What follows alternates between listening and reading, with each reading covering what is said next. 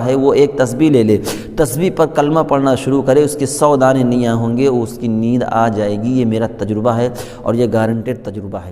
السلام علیکم ورحمۃ اللہ وبرکاتہ۔ امید ہے سبھی حضرات خیریت سے ہوں گے۔ میں مسیح الدین اور آپ دیکھ رہے ہیں ہمارا یوٹیوب چینل دین کی باتیں۔ دوستو، ہم آج آپ کو سونے کی سنتیں بتانے والے ہیں، سونے کا طریقہ، سونے کے آداب، کیونکہ دنیا کی بہت ساری مخلوق ہوتی ہے، ہمارا سونا اگر نبی کے طریقے پر ہو جائے، اللہ کے حکم پر ہو جائے، تو وہ سونا ہماری عبادت میں شمار ہو جائے۔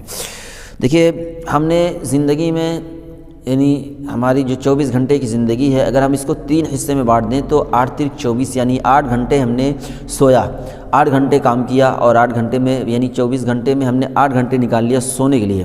اگر ہم نے 8 گھنٹے سوئے 24 گھنٹے میں تو ہماری زندگی میں 60 سال کی زندگی ملی، تو ہم نے 20 سال سوئے، 1/3 حصہ ہم نے سونے میں نکال دیا۔ اگر یہ سونا نبی کے طریقے پر ہوگا تو عبادت میں شمار ہوگا۔ تو ہمیں سب سے پہلے کیا کرنا ہے؟ ہمیں صلاۃ التوبہ 2 رکعت نفل پڑھنی ہے۔ صلاۃ التوبہ میں ہمارے پورے دن کے گناہ کو اللہ سے معافی مانگ لینی ہے۔ اگر خدا نخواستہ سونے کے بعد ہماری رات میں انتقال ہو جاتا ہے اور رات میں ہمیں موت آ جاتی ہے، تو ہم اس رات میں اللہ کے سامنے بے گناہ جائیں گے، کیونکہ ہم نے صلاۃ التوبہ پڑھی، اللہ سے معافی مانگی، پورے دن کی پوری زندگی گناہ سے توبہ کر لیا۔ اس کے بعد ہمیں کیا کرنا ہے؟ باوضو بہتر ہے۔ اگر آپ صلاۃ توبہ پڑھیں گے تو ظاہر سی بات ہے وضو ہوگی، نہیں وضو ہے، اگر آپ کی وضو ٹوٹ گئی ہے تو وضو کر لینا سنت ہے، بہتر ہے۔ اس کے علاوہ آپ کو بستر کو 3 مرتبہ جھاڑ لینی ہے۔ پتلا بستر ہے، اٹھا کر جھاڑ لیں۔ موٹا بستر ہے، کوئی گدا وغیرہ ہے، بیڈ وغیرہ پر آج کل صوفہ لگے ہوتے ہیں، موٹے گدے لگے ہوتے ہیں، تو اس سے آپ کو کپڑا ایک ہاتھ سے نہیں مارنا ہے، کپڑا لے کر، کوئی ہو سکتا ہے تکلیف دہ چیز آپ کے ہاتھ میں گڑ جائے تو اس کو کپڑے سے صاف کر لینے ہیں، 3 مرتبہ صاف کر لینا، آپ کے لیے سنت ادا ہو جائے گی، ثواب مل جائے گا۔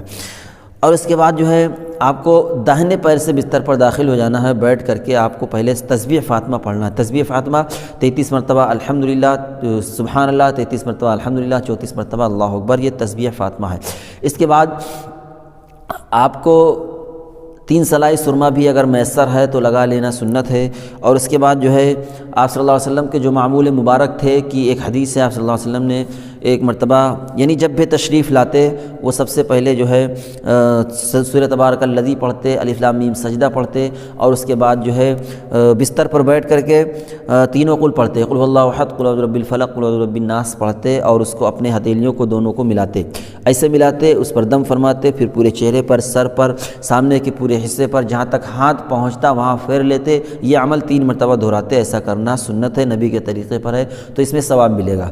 اس کے بعد جو ہے آپ کو بہت ساری پڑھنے کی چیزیں ملیں گی۔ آپ کو جو ہے قل یا ایھا الکافرون اگر آپ 4 مرتبہ پڑھیں گے، 1 قرآن پڑھنے کا ثواب ملے گا۔ 3 مرتبہ قل اللہ احد پڑھیں گے، 1 قرآن پڑھنے کا ثواب یعنی ملے گا۔ اگر آپ 2 مرتبہ اذا زلزلت پڑھیں گے تو 1 قرآن پڑھنے کے برابر ثواب ملے گا۔ اگر آپ الہاکم التکاثر حتی پڑھیں گے تو آپ کو 1000 آیت پڑھنے کے برابر ثواب ملے گا۔ تو یہ سارے ثواب آپ کو ملنے والے ہیں۔ آپ جب تک یعنی رہیں بستر میں، آپ کو نیند نہیں آ رہی ہے، آپ پڑھتے رہیں۔ اس کے بعد جو ہے آپ کو داہنی کروٹ لینا ہے۔ داہنی کروٹ، دائیں ہاتھ دائیں رخسار کے نیچے، بایاں ہاتھ بائیں رانوں پر تھوڑا سا خم کر کے، کوشش یہ ہو کہ آپ کا سر داہنی طرف ہو اور منہ قبلے کی طرف ہو، یہ بہتر ہوتا ہے۔ اور ہو سکے تو آپ کا سر قبلے کی طرف ہو، نہیں تو زیادہ بہتر ہوتا ہے آپ کا سر داہنی طرف ہو اور چہرہ قبلے کی طرف ہو۔ تو اس کے بعد جو ہے آپ کو لیٹ جانا ہے۔ لیٹنے کے بعد آپ کو دعا پڑھ لینی ہے، اللہم بسمک اموت و احیا۔ اس کے بعد آپ کو سو جانا ہے، نیند نہیں آ رہی ہے، آپ کلمہ پڑھتے رہیے، تسبیح پڑھتے رہیے، کچھ بھی پڑھتے رہیے۔ آپ کا شیطان آئے گا، آپ کو فوراً پیر دبا کر کے سلا دے گا کہ بس کرو، آپ زیادہ نیکی کما چکے ہو، فوراً نیند آ جائے گی۔ تجربہ کر لو، ایک تسبیح لے لو۔ جس کو نیند نہ آتی ہو، یہ میرا دعویٰ ہے، وہ ایک تسبیح لے لے، تسبیح پر کلمہ پڑھنا شروع کرے، اس کے 100 دانے نیاں ہوں گے، اس کی نیند آ جائے گی۔ یہ میرا تجربہ ہے اور یہ گارنٹیڈ تجربہ ہے۔ اس کے بعد جو ہے رات میں اگر اس نے کوئی خواب دیکھا، ڈراؤنا خواب، آنکھ کھل گئی، اس کو فوراً اعوذ باللہ من الشیطان الرجیم پڑھ کر کے بائیں جانب 3 مرتبہ تھتکار دینا ہے، تھوکنا نہیں، تھتکارنا ہے۔ اس کے بعد جو ہے کروٹ بدل کر کے سو جانا ہے۔ اگر رات میں کوئی حاجت پیش آ گئی، رات میں جو ہے اٹھ کر کے پیشاب کرنا ہے، بیت الخلاء جانا ہے، آپ کے پاس کوئی اور سو رہا ہے، آپ کا ساتھی ہے، تو اس کو آپ کو جگا کر کے ساتھ لے جانا ہے۔ ساتھ لے جانا زیادہ مناسب ہے، کیونکہ آپ بھلے ہی بہادر ہوں لیکن ساتھ لے جانا زیادہ مناسب ہوتا ہے۔ اس کے علاوہ اگر آپ کو رات میں آنکھ کھل گئی ہے، آپ بلا وجہ یعنی آپ کو کوئی تکلیف نہیں، نہ پیشاب ہے نہ کچھ حاجت نہیں ہے، تو آپ کو کیا کرنا ہے؟ آپ کو چوتھا کلمہ پڑھنا ہے۔ چوتھا کلمہ پڑھ کر کے اللہ سے دعا مانگنی ہے، جو بھی آپ دعا مانگ لیں گے لیٹے لیٹے فوراً عرش الہی کو ہلا دے گا، آپ کی دعا فوراً قبول ہوگی۔ دوسری روایت میں ہے کہ آپ مسواک کر کے، سوکھی مسواک بھگونا نہیں ہے، سوکھی مسواک کر کے آپ فوراً اللہ سے دعا مانگیں گے، فوراً قبول ہوگی۔ اس کے علاوہ آپ کو صبح اٹھنا ہے، صبح اٹھ کر کے کوشش یہ ہو، اچھا لیٹتے سمے آپ کو ایک نیت کر لینی ہے، تہجد کی نیت کریں گے، اللہ تعالیٰ آپ کو اٹھنے کی توفیق دے گا۔